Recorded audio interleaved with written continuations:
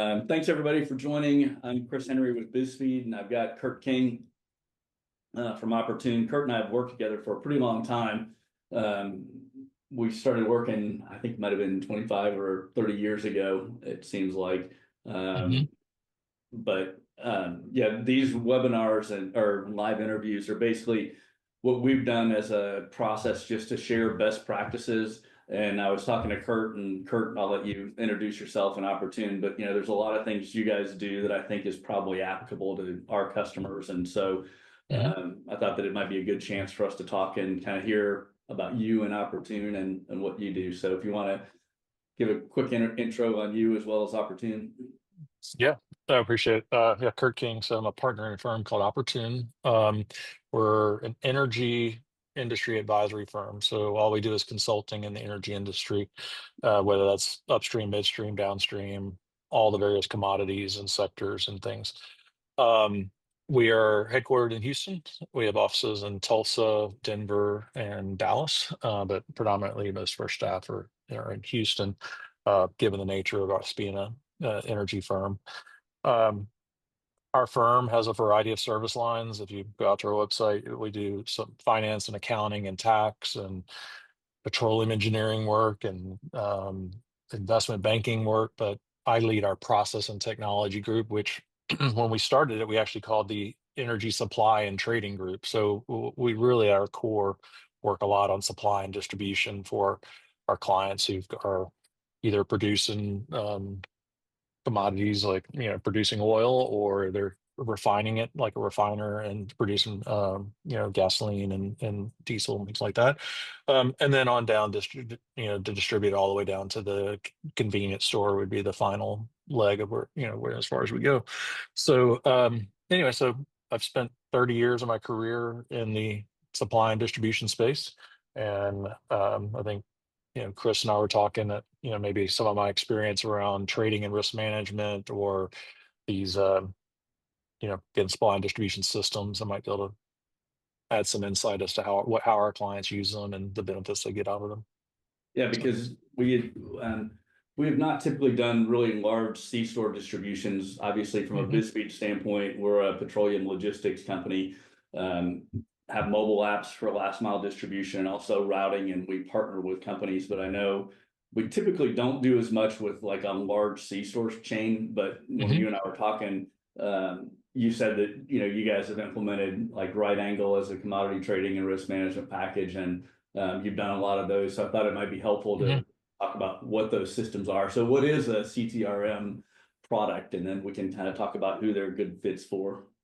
yeah, that's right. And a lot of our clients, if I just say 80% of our clients do kind of stop at the rack. But the ones that do pick up from the rack and take it on down to C stores, these CTRMs, which I'll get into, it really are consumers of all that data with this bill of ladings. And our clients use a CTRM, a commodity trading and risk management system, to um, one thing at its core is to invoice customers. So they take bill of ladings and they apply it against contracts and pricing, whether that be OPIS prices, and then the transportation rates, and everything involved could be all the accessorial fees, and it can take the bill of lading, things that happen every day, all day long, and route it through a system that isn't an ERP, isn't a corporate financial system. It's more we call like a revenue system that's taking in that activity that's, they're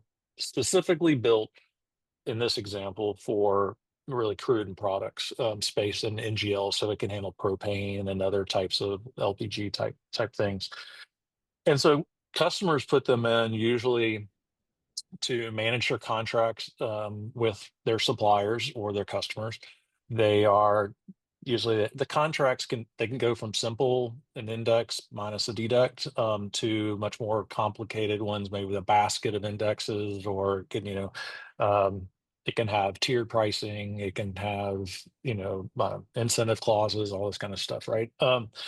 And you can start with just I kind of call it, I need to settle and I need to keep track of my inventory. So that's another thing that systems do, is they're very robust in inventory tracking, whether that's at a terminal down to the tank level if you want.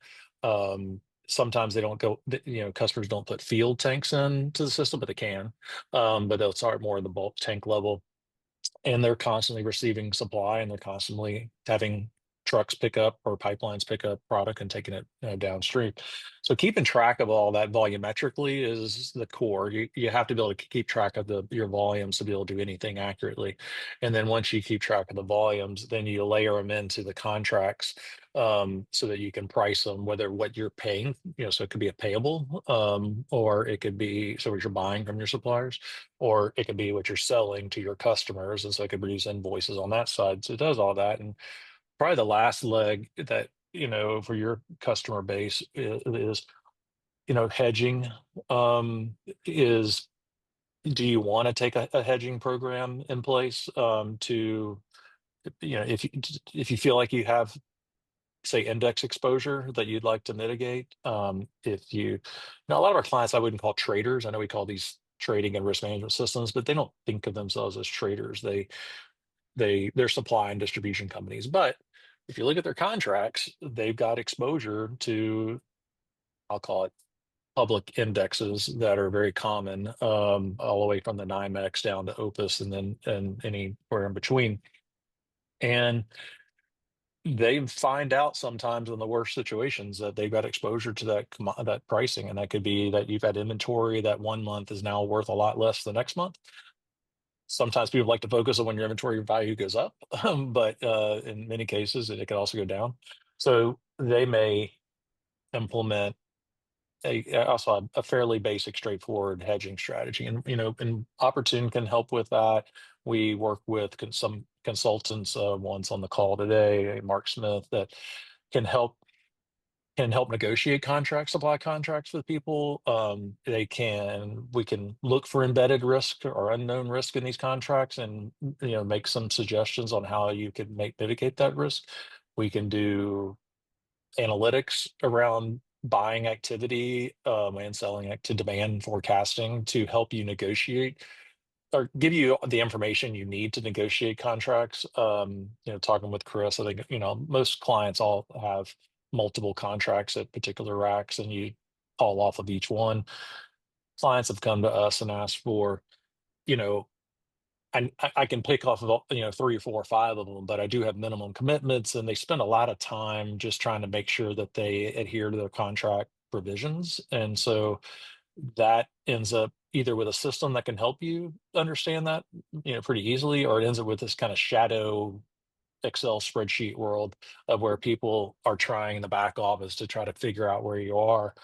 And That's what I was telling you, when we were talking, I said, most of our customers they have a pricing team, but the pricing, a lot yeah. of them, if they're doing the pricing, they're managing it on spreadsheets. And so even hmm ones that are, hundreds of millions of, gallons a year, hmm they still do a lot on spreadsheets. So like, when does somebody know, like, is there a specific size or any hmm other indications? Because you asked me about, hmm risk exposure, but when does hmm somebody say, hey, you know what, I should at least learn more about a risk management system? I don't know if there's a gallon number. I'm certainly you know, 100 million would be a lot, I think, but or would be a number. I'd say, look, if you're growing, um, and maybe you're getting into new regions, or you know, maybe you're introducing new products, so it's not just diesel. Maybe it's lubricants, or maybe it's propane, or whatever. I think the more diversification you have, the more beneficial you can have from these systems, because these systems do handle all those kinds of commodities, and they all have different indexes and maybe different exposures. Um, as I mentioned earlier, usually clients decide they need there's two reasons they decide they need maybe a hedging strategy. One, they had a blow up somewhere and they lost a lot of money and they didn't know it. And that is very common. The other one is someone thinks, well, I could probably make more money if I just hedge this. And then they realize that they do it, but maybe hedges are one of those things. When prices are going up, depends on your hedge. Maybe you make more money, or maybe prices are going up, maybe you're actually losing money. And so, it's an interesting discussion with whether it's a president, a founder, or if you have a board.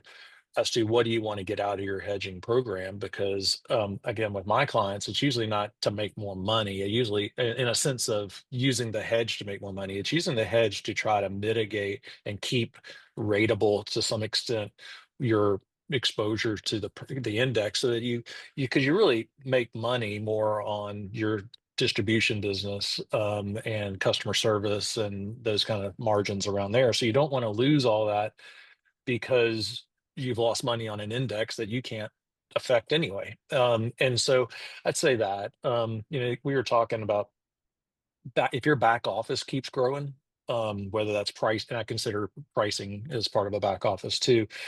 Anybody in the corporate world, not driving a truck, right? Companies in this space tend to grow through acquisition.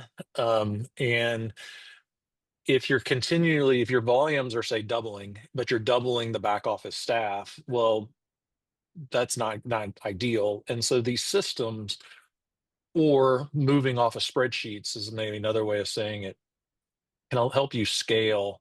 So maybe if you double your volume because you acquired another regional business, but maybe you don't double the back office staff, maybe it's only up 20% or something like that. And so these systems, while we call it, again, risk management, I started with a lot of their accounting systems. They're trying to help you do payables and receivables, and they can do it in a completely automated fashion, where we've done it. Basically every client we have, as the BOL comes off your software, BizSpeed software, the BOLs come off, and we integrate it, seamlessly flow them into the ETRM.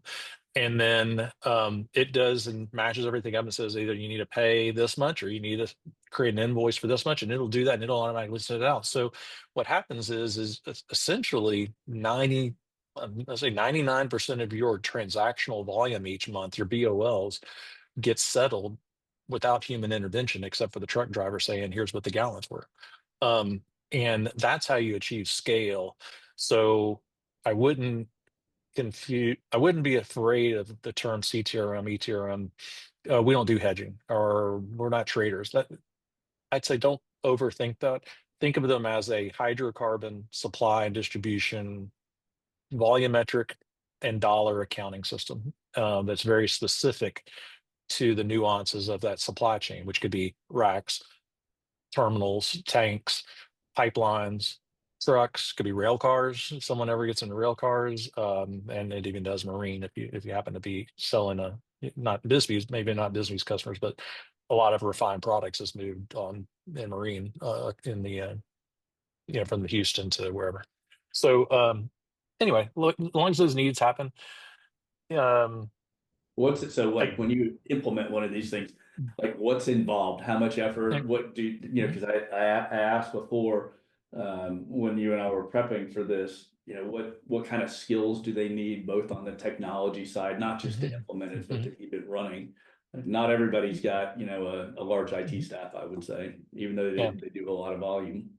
Yeah, it certainly needs, I'd say, specialized skills for the implementation side. From the ongoing maintenance and support, if you don't have those skills or a large enough IT staff, Opportune and other our competitors and even the software vendor themselves provide, call it outsourced, cloud hosted solutions.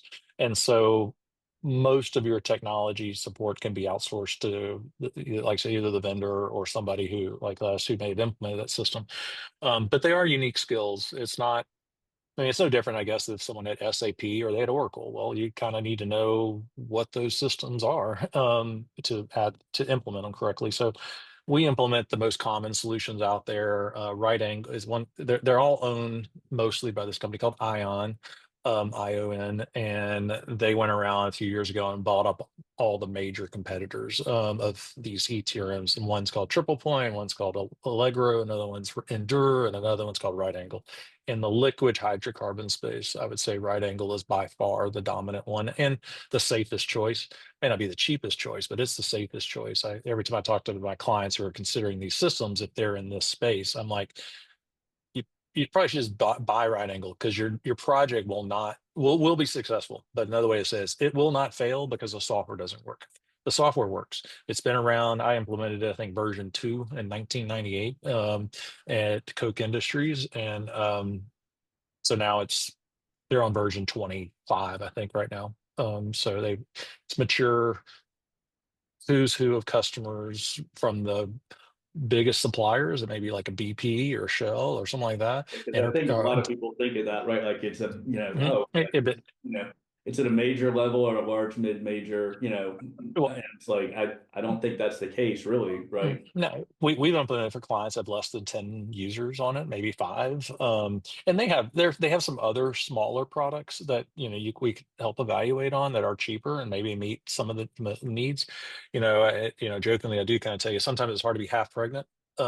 Being you still, if you go cheap, in many cases, you still have the same requirements of the largest of the large. You just don't have as much throughput as the largest of the large, but you still have the same kind of needs. And so you will spend far more money if you pick the wrong system than if you pick the right system, even if the right system has a higher cost per license or something. But just get the right system. And that kind of goes to other thoughts nowadays, which is, um, if you want to get rid of manual activity, or I'd say the greatest source of inefficiencies and frustrations within the corporate world, our clients, is the amount of manual activity. Every executive to a person tells me, I don't get any, I have all this IT stuff and I don't get any information.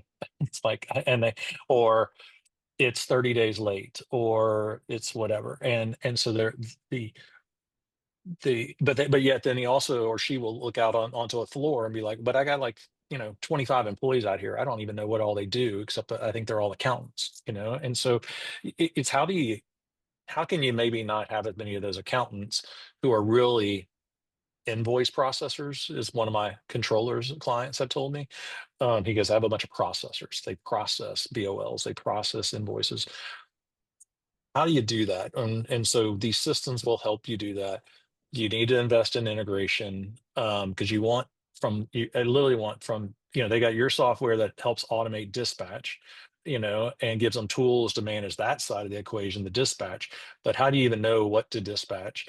And then once they dispatch it, you want your software captures the BOL, and we want all that flowing back and forth, call it real time, certainly every day, so that no human really has to touch much of it. So when you get into cost to implement, I mean, they can go from a few $100,000 to several million. Now, don't let the million scare people.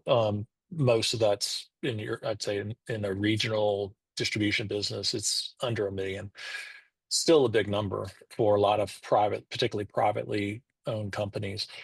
Um, and that's where we can help you with business case justification too. But you gotta achieve the benefits of this integration of the complete automation. You have to put some stuff in at the beginning that just takes time for somebody like myself, a systems integrator, to put in place. But once it's in place, some of Are it's these, free. so do Some of it's people free. usually justify doing this? Is it, because you and I had an old Accenture partner, Bill McIntyre, that sold a Mhm, ERP system to Pennzoil a long time ago. And he said, there was no ROI with an ERP. So I just need to know, are you going to mhm, get smaller, stay the same size, or get bigger? And he ended up putting in mhm, a much bigger system because the CEO of mhm, Pennzoil told him he said, I'm not going to tell you what I'm going to do, but he doubled, and people thought that he looked, but it was the reason it looked like he was a genius. But the reason was because you just need to get the right size system. So do mhm. people look at these from an ROI standpoint? Because ERPs aren't really ROI based, or do they look at it from I need to have something in place to start, more risk management and hedging my There, exposure. there's certainly, yeah, again, some of the easier conversations is when a client has had a blow up and they can say, I lost, $7 million that month. And you're like, well, there's your justification right there. If you can argue that you could have avoided it, then there's the business case, and that's the end of the conversation, which is really nice. I'd say, unfortunately, a lot of these vendors they think you can reduce staff. And I'm going to come back to that in the sense that then you could create an ROI that says, well, I'm going to let 5 people go, and here's how much I pay them, and things like that. I tend to counter that and say they don't reduce. I really haven't been a part of a project where the client at the end of it said, "Great, now I get to let go of 5 people." What tends to happen is it's a foundational amount that allows you to grow and scale your volumes without adding more people. And so it just kind of depends. And now, if someone said they have an egregiously amount of invoice processors, then we can probably help with that. So, when you're looking at some of these personnel, though, I'm just going to say, if each of these accountants makes $100,000 a year, or $75,000 a year, whatever it is, it doesn't take many to recoup your money. Right. If you do get to reduce those positions. But a lot of my clients just, they want their employees looking at data and call it being more analytical than processing invoices. It can significantly reduce the amount of errors in invoicing. Some clients do things around, you know, days outstanding on invoices and some other things like that that you can get into. But it's probably not the right consulting answer, which is I don't love building ROI business cases, because rarely does anybody ever go back 2 or 3 years later and truly try to compare, and say, well, did we? Or more commonly, the business has changed in 3 years, and so your difference in size, and so it's just like, well, what are we trying to do here? Do you? I think there's a difference between saying I'm going to help create a justification, or create the justification for a system, versus some sort of value-based metric that we're going to, in 3 years from now, go back and evaluate that decision on. Because most of my clients don't have the discipline 3 years from now to go back and look back.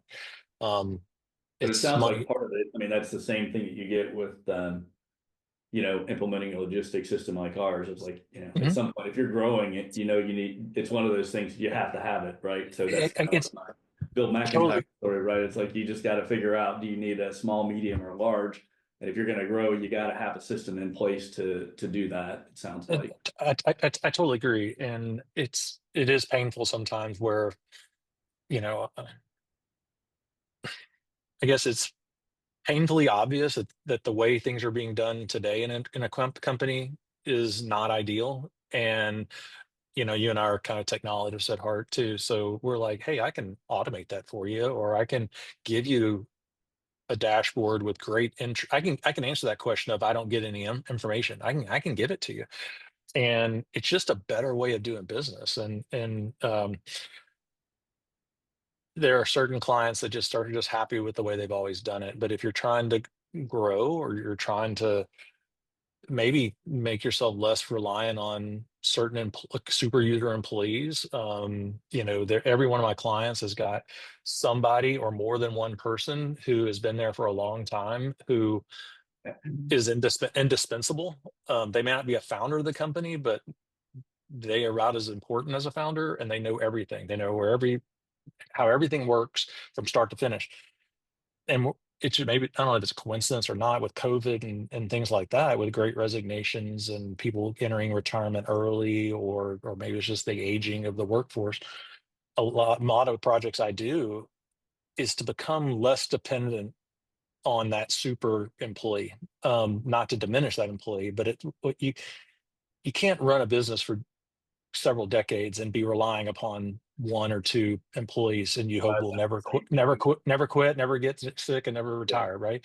And so another way to look at this technology is how do I institutionalize all the great things that maybe have been done by people over the last 15 or 20 years in building up your company, and putting it into how it's like an operational platform of ethos of, this is how we want our company to run, and we want to hand that down to the next generation.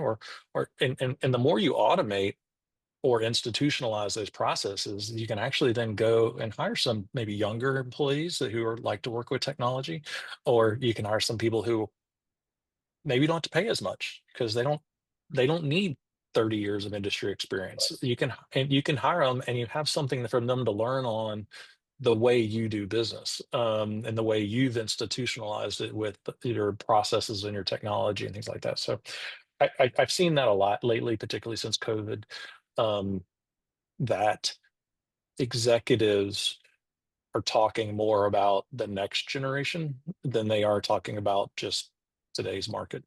So We always kind of look at this on the logistics side, but a lot of times I would say we still have a lot of customers where we're replacing paper. So mhm, most of these implementations replacing paper and spreadsheets, or are they the second generation of ETRM?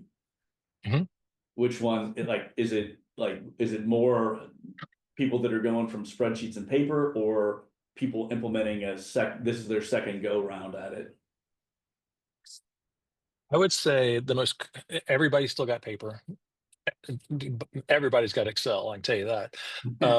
And it shocks me to this day, having done this for 30 years, how the companies that maybe Chris and I consulted at in 1994 um, still rely so much on Excel and paper too.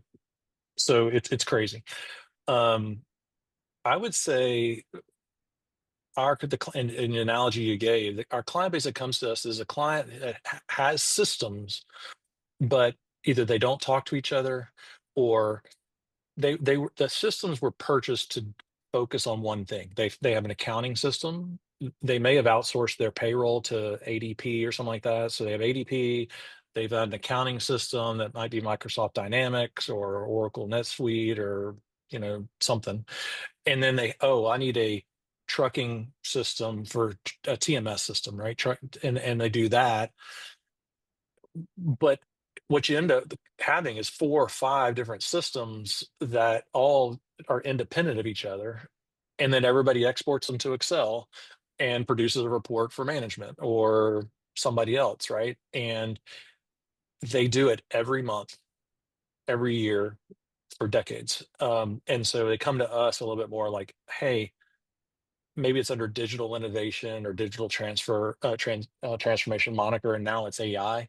The thread is, can you just get all this stuff together? Now they usually start with a question of, is there one system that I can just do that would do all this stuff? And the answer is no. There's not. And your Chris's system, BizSpeed system, doesn't com- isn't going to replace Microsoft Dynamics, or NetSuite or SAP or whatever you want to use. The trading systems I'm talking about can't replace your your core GL accounting system or your payroll system or whatever. So you gotta understand you're gonna have multiple systems the more diverse you get. And unfortunately, there's usually not one system that does it all. If there's systems that do a lot, let's say a PDI, and I'm not a PDI expert by any stretch of the imagination, but it was geared and written to do one particular customer base, I'd say the C-store owner. And people have tried to walk that upstream a little bit more, and then that's when they find that system doesn't work very well for their needs. And so we run into that a lot too, where people have tried to use the systems they have, and at some point they just realize that system was written for a different purpose and it doesn't meet my needs. I need something else. I'm tired of fighting with it.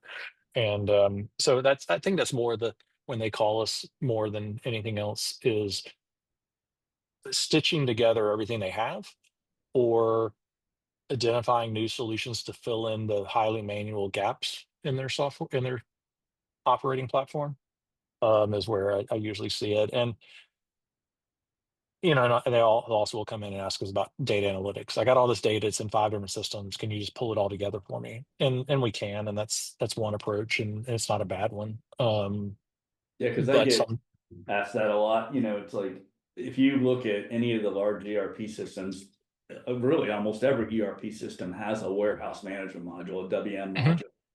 mhm, But somehow Manhattan is in every SAP, Oracle, JD Edwards, Dynamics, so I asked a couple of supply chain guys, I'm like, why is that? Because, can't mhm, everybody says, oh, I bought SAP or Oracle or mhm, whatever mhm, to have mhm, everything in there. And they go, as soon as you get any, like the answer generally is, as soon as you get any level of complexity, you have to go to a dedicated system. Like that's kind of mhm. what ends up Yep, happening, right? So it's like exactly. everybody has this goal of, well, I wish I could buy it all in one system. And it's like generally, as soon as you get any kind of complexity, I get to talk about it on the WM side. It's like, oh, and I asked the question, well, what's an example? And they said, like kitting. If you have to kit products, like those large ERP systems aren't great. And as soon as you start, they're like, yeah. So I'm assuming that's probably the same thing. It's like if you don't, if you're just kind of getting started, it might be okay. But as soon as you do, And that's absolutely right. And kind of why I mentioned earlier that these trading systems, I call them kind of they're upstream of an ERP. They're too specific. They add a lot of value to customers because they are specific, but none of that functionality is inside of an ERP. And there are clients that have tried to build it in an ERP, and I would say they all fail, or if they do, if they're somehow customized enough, there's a couple of things. One, I bet they still run all of the details in a spreadsheet, and then they just upload the results some point in time in the month into the ERP. So it's like, okay, well, what did you really accomplish by doing that? The other thing is by customizing your ERP some way and somehow, you've now increased your support costs and your IT staff, and or you're dependent upon a third party vendor to be your IT staff around that problem. Don't do it. I stick with what the product does well, and then and there's we do things I call them purpose built apps, where we may build something that kind of bridges two systems, not as an interface, but actually a view to allow you to execute a task the most efficient way possible. And maybe that needs to then save the data in one system and save the data into this other system, but put your employees in a purpose-built environment, something that does their niche of their business really, really well. Because where these systems create headcount is when they try to become too generic. And these ETRMs can be guilty of that at times, where they're trying to support natural gas and power in the same business as diesel fuel distribution, right? They're completely different, but they put them in one system. And one byproduct of that is it can dumb down the system. And you want to find, that's why I mentioned this right angle product that we work with is at its core, it was built to handle NGLs and refined products, and then it can do crude too. But it was built from the ground up to deal with liquid-based hydrocarbons. And as they say, if you can put it in a bucket, they can keep track of it, right? And that's where if you go and try to find one of these systems that can do everything, power and gas, well, you can't put power in a bucket. It's challenging to put gas in a bucket. You'll lose it. But you need to find the systems that can help you and are written for your business. And I do think in y'all space that the client bases, whether they're a wholesaler or a transporter, or, I think they have these different personas that you need to dig into to figure out that you're not trying to sell one system that was good for a wholesaler someone who's most of their business is their transporter or something, and or a C-store software, but your customer doesn't own C-stores, and so I think those are some things as a consultant we need to make sure that we understand what our customer does, and try to get them into the best product possible, knowing that there's nothing perfect, but possible. And so hang anyway, on real so quick, Kurt. I saw somebody just from an audience standpoint or attendee. If you have a question, just type it in the chat, and I'll make sure that Kurt answers it, or Charlie will. So Charlie's helping to monitor what's going on. So somebody had raised their hand, but yeah. okay, So you know. One thing you mentioned too a little earlier, and we'll get to Charlie's question in a second, is it's very common, extremely common for clients to receive data from third parties via spreadsheet and emails daily. Whether that's bulletin posting prices, could be contract revisions, could be confirms, could be whatever they decide to do. And so we have had great success in taking those emails and the attachments and things like that, and using technology automatically process them and then move that data along.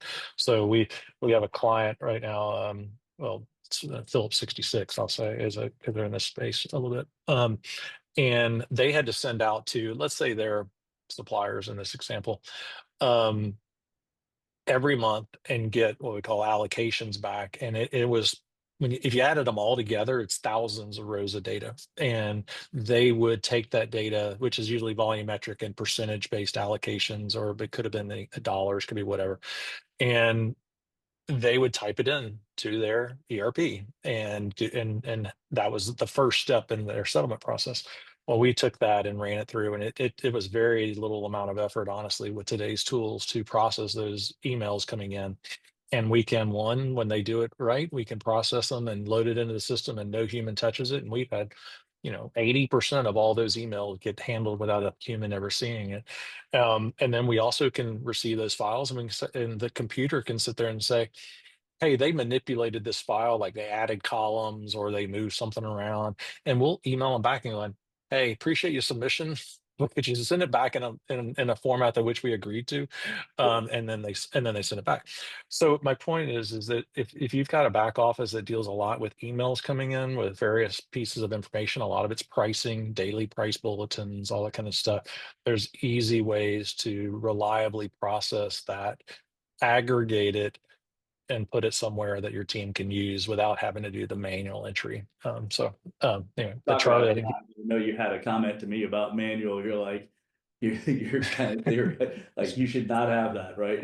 no, no, I get so irritated with it. No one, no, talk about ROI. Another one.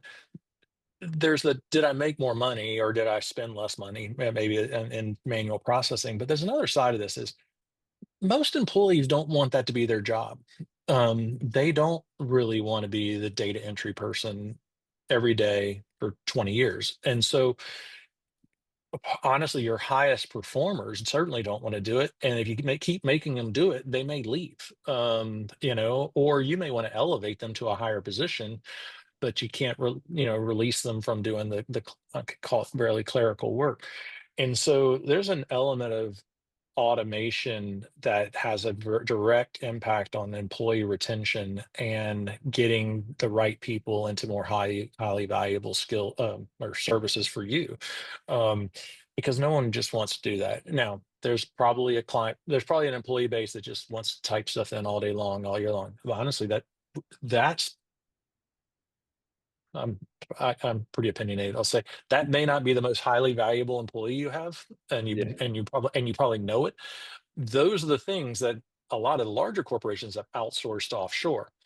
Now you don't need offshore. You can easily cost effectively develop these things with the Microsoft suites and some other stuff to automate that. Because if someone's doing the same thing over and over and over again, or they're doing anything that you could send offshore, because that's the blueprint. Send it offshore because we're going to make them do the same thing over and over and over again.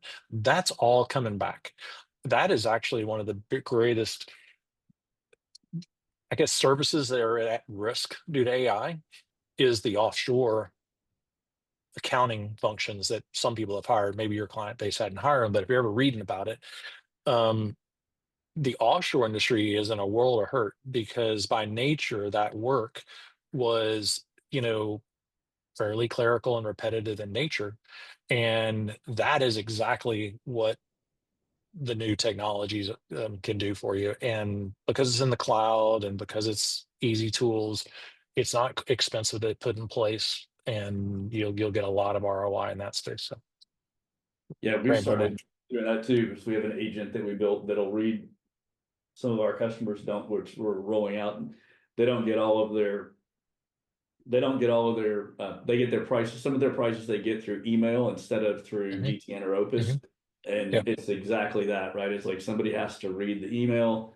It ends up, it's perfect for AI because every terminal, every supplier's, product list is different, right? So it's like one will Hmm. say ULSD number two, then it'll be ULSD two, ULSD space See, two, two. Yeah. but AI is really good about reading the emails and interpreting those and processing them. And yeah, I Th- think th- it's your comment to me was like, there's really not everybody should be looking at things, that are manually done and figure out how you can automate those. And I think you can do it without offshoring it these days. Absolutely. No. And I mean, if anybody uses these chat GPTs and you go out there, if you haven't, I would encourage you to do it. It's dumbfounding as to what it can do. And so, but that's the underlying technology, honestly, that these tools use. So if you think you can go ask ChatGPT or Grok or Anthropic a question about, I mean, reading your X-ray or your blood sample that you got from lab results from a hospital, and it can interpret an X-ray, well, I'm telling you, it can interpret your email. It can read an email or BOL, Yeah, and do it pretty successfully. And so I would lean into that. And I just think it's kind of table stakes for going for this, for most corporations going forward. And the other side of you've talked a little about some of our client base of maybe when do they get to the point of justifying a CTRM. Um, we do have a lot of client base who are or maybe rolling up these regional companies, and so they go into us, and they used to be in Florida, now they're in Florida and Georgia, and then they keep moving around, now they're in Texas, and now and what they get to a point where they either need their own operating model, or because they've acquired 3 or 4 companies, they've got 3 or 4 different ways of doing things. Maybe they all had a different dispatch and TMS system. Maybe they all had a different accounting system. They need to try to aggregate that all. And I'll tell you, if anybody it does have multiple systems that do the same thing because they acquired somebody. Um, you need to really think about just picking the one you like the best and moving and getting into that one system for that function. That's what drives a lot of the largest of companies crazy is they don't want to do the same thing 3 different ways, and so they'll spend money on trying to standardize. So I'd say if you ever acquire somebody, focus on bringing that acquired company onto your platform, not leaving yourself with both of them. yeah. What I know we're probably running a little bit towards the end of time. Um, so what are you seeing? I always ask people this question. We started talking about AI. What are you seeing on the AI and machine learning side? Are your clients asking you about it? Yeah. What are the kinds of questions? What are you hearing and what do you see? Yeah, yeah, they're asking all the time about it, and and some of these clients are Fortune 50 in the world, I guess. Um, they've gotten some mandate or edict from on high to go find some AI use cases. So that's the general person. They don't have an answer, honestly, in many cases. The easy AI cases, I would say, are much more geared towards. I mean, lots and lots of data, a lot of around measurement, but it might be things like that. It's going to be, I don't know, say the operator of a pipeline, and it's kind of going in and reading all of the flow rates and the pressures and temperatures and all this kind of scientific, I'll call it, kind of data. So those are pretty easy because you can get a bunch of these scientists and quants, we call them, and they can go crazy around all that kind of stuff. But when you get more into it, call it a business transactional system, which I would call yours and these most of our clients have. It's like, well, what's the use case? Because one, I don't have hundreds of millions of rows of data that are relevant to some decision I'm making right now. And so it's like I kind of struggle with what that use case is. So automation, like we just talked about, there's a lot around parsing disparate forms of data, PDFs, Word documents, emails, Excel, and trying to get all that together. The technology is called OCR, optical character recognition, been around for a long time, but it's gotten a lot better, and it's also gotten cheaper. And it's gotten to the point that, like, Microsoft has these things called studios where you have your average employee can kind of point and click and do some of these things. So we're seeing around that of just, again, trying to digest information as much as possible. A lot of data warehouse projects that people think they think their solution to I don't get any information is to take everything I have and put it in one place. I think that with some mixed results as to how valuable that really is. Um, I've seen a lot of questions around reconciliations between the accounting system and, say, the feeding system. And so in your world, it might be a client who wants to reconcile all the BOLs that you have against the invoicing in their accounting system. So did I bill for everything is a very good question to ask, and I guarantee you somebody every month is trying to export to Excel. Did every BOL that BizSpeed turn onto an invoice? That through machine learning that can do that. So we're getting lots and lots of questions around because we have a lot of clients who feed all this stuff into an ERP from various systems. Hey, can you help me reconcile all this using machine learning? So that's an area. Um, and so that's kind of what we're seeing the most of, I'd say. I say, Um, we see it, there's a lot of people, obviously, when we talk about this, I think on the programming side, it's starting to change a lot, right? And I think the big thing with it is not just that, it can generate code as an example from the programming, or you can do this, it's called robotic process automation. There's a mhm, couple of yep. large companies that do that, exactly what you're talking about, where you can kind of script even somebody going in and it's if you can, if you've got somebody not just reading in Excel, but if you've got somebody that's logging into a system, whether it's web based or Mhm. whether it's a client server Windows app, you can automate that. So it's that part of it I think is interesting, and that's where you'll see it anyways. My point was it's the big thing is how quickly it's changing, because it's like the the AI intelligence part of it is like doubling every three to Mhm. 6 months. 3 months. And that's Yeah. where, so it's like people look at it and go, like it's only 90% of the way there. It's like in 6 months, it's going to be 95% of the way there. And Wow. that's where I think people kind of miss, it's like they haven't looked at it, but it's like it's changing. It's the pace of change is what's really amazing. It is. I've had clients say, and even some of my own employees say, "Oh, it's only 90% accurate." I'm like, man, I got a long list of clients that'll take 90% accurate from their employee base because I know for a fact it's not. So that's one aspect of it. You mentioned the RPAs, or robotic process automation, which is automated typing in stuff. Really, those vendors are in trouble because some of our customers spend millions of dollars on that software, and now tools that are open source free, or they're on come from Microsoft, are a whole lot cheaper and can get you everything you need. So those companies are in risk of becoming extinct. Yeah. But on the other side, last thing I'll mention, the generative AI stuff. Every one of our clients is researching chat bots for their own employees to query and get answers to questions. And so you can sit there and we've done it where you hook it up to your data and say, well, who was my number? Who did I sell the most gallons to last month?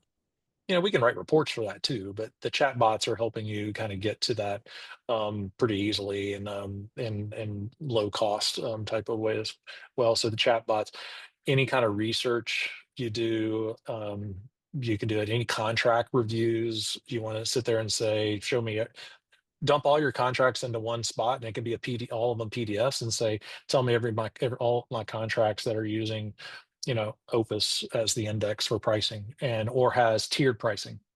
It's going to answer just like that. Those are really easy and cheap because what Microsoft has done is they want you to put all of that documents in their data repository, like SharePoint, and they're the ones that are exposing they're indexing all of that information so that you can then put one of their little chat bots on top of it and answer those questions. So I would leave you with, don't think you're too small to use technology. Don't be afraid of it.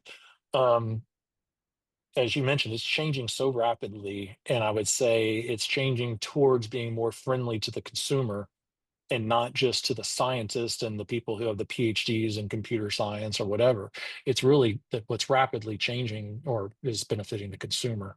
Um, whether it's me, my parents, my kids, whatever.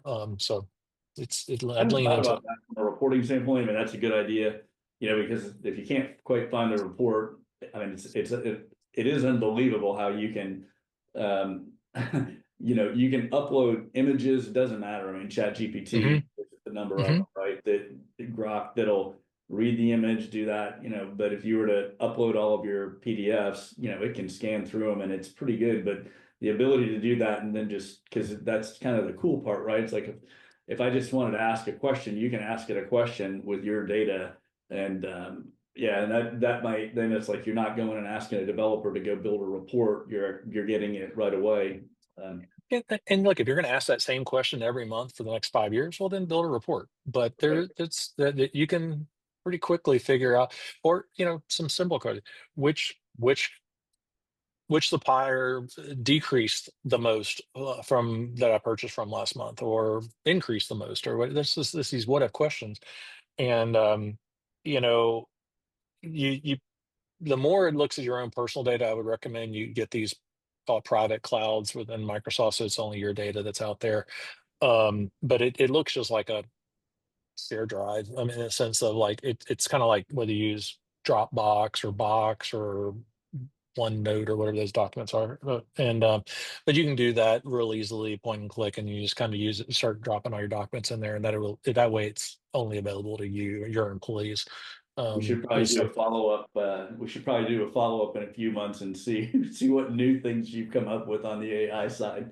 yeah, well, it's all the time, and I will say this, and I tell this to all of my employees.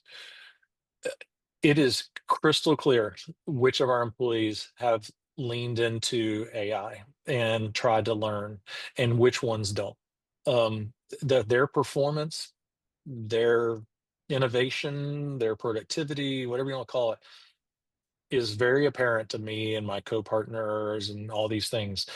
And so it's a little bit of a challenge, or throw a gauntlet down that we've done with our employee base. And interestingly, the youngest of employees have been the ones that are the most interested in adoption, and it's the older ones like me that are probably the least leaning into it.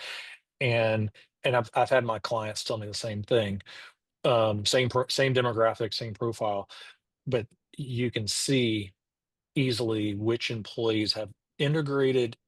I'm just going to use AI as a broad term into the way they deliver their own personal work, and management sees it, and it's real easy to see. In my So I think that's a if anybody here has enough of a employee base, particularly on the back office side, challenge them to come up with some examples of how they're incorporating these tools into how they do work, because I think you'll be surprised by the cool things they've come up with, and you'll be surprised by maybe some people that you think are stars that haven't really scratched it, haven't even tried it out. So Yeah, I think the ability to automate that stuff on the AI side is, is amazing. And this has been good. So I know we're running up right at yep. the hour, but if anybody has any questions for Kurt or me, type them in the chat box, and we'll ask Kurt. But this was, I appreciate you doing this. It's a good chance Yeah. to people that maybe haven't been exposed to CTRM type systems. I think understanding what they are, why would I look at a CTRM system standalone versus, oh, my ERP vendor says that they can do, trading and risk management in there. Mm, I think it's one of those things. It's like, well, if you're thinking about it, you should probably talk to somebody. And yeah. I'll have Kurt's information at the end of this. Yes. Everybody that signed up, so you can ask, contact Kurt directly. But I know you've done a lot of these, and Yeah. from small, medium-sized companies to large ones. But And I'm no short of opinions. But but it's always to get to the right answer. And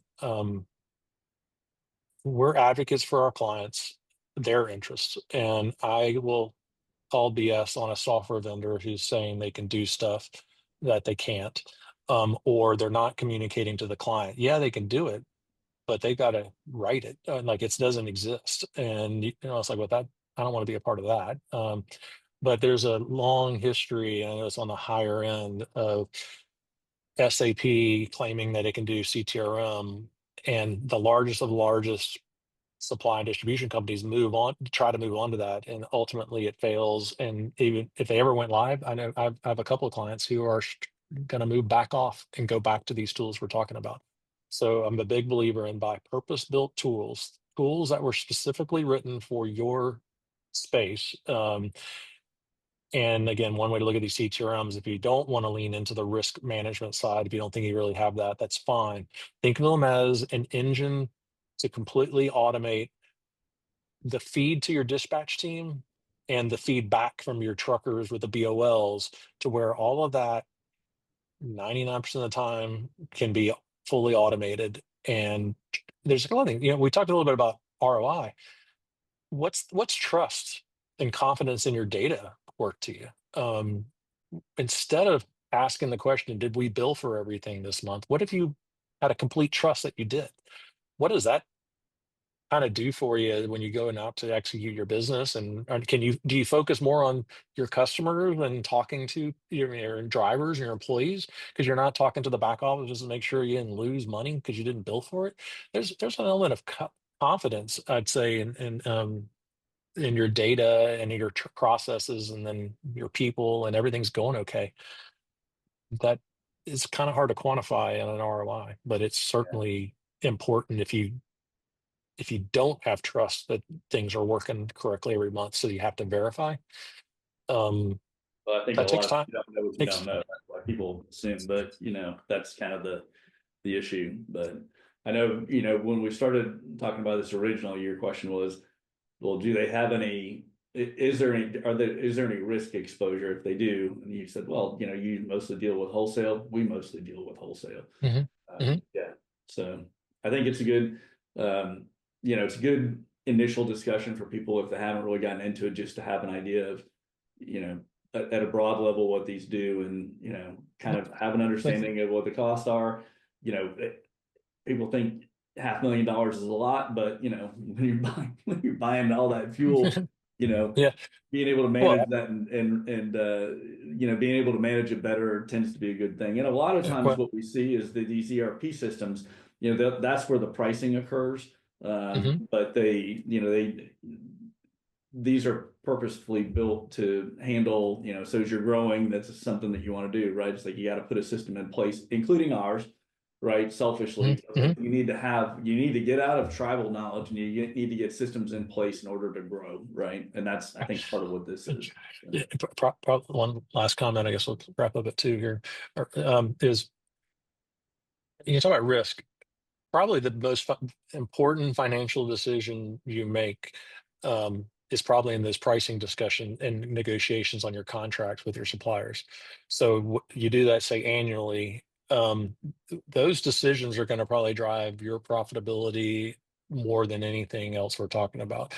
And so being armed with the data, and not have it just be live in a spreadsheet, but be able to give you tools that allow you to slice and dice, or be to go into those negotiations with your best case put to share with, hey, did you know I buy this many gallons from you, every year? You'd be surprised. I bet some of them suppliers don't even know.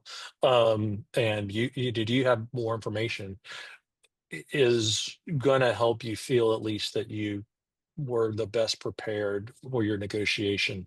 And so, those are things that we can do, as well as to help you, is aggregate that data and present it back to you in a way that helps you with your negotiations. So, well, I appreciate you doing this. yeah, Again, it's our chance to just kind of share best practices. And if anybody has any questions, you'll get a email from Charlie that's got the link to the video, and it'll have Kurt's information on there as well. So yeah, yeah. I'm this happy is, to answer any questions.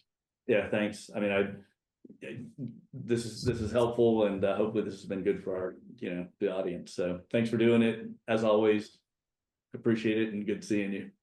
All right, thanks, Sam. See you, man. Thanks. Bye.